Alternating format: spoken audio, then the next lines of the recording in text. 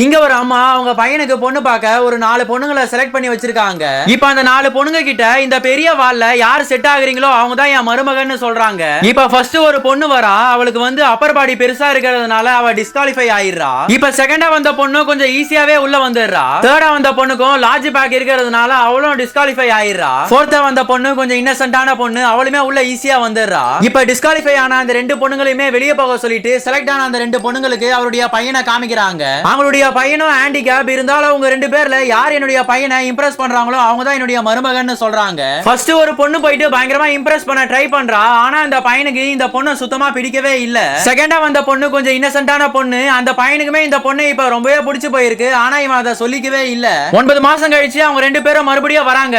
ஒரு பொண்ணு பிரெக்னன்ட்டா இருக்கா, ஆனா இன்னொரு பொண்ணு பிரெக்னன்ட்டா இல்ல.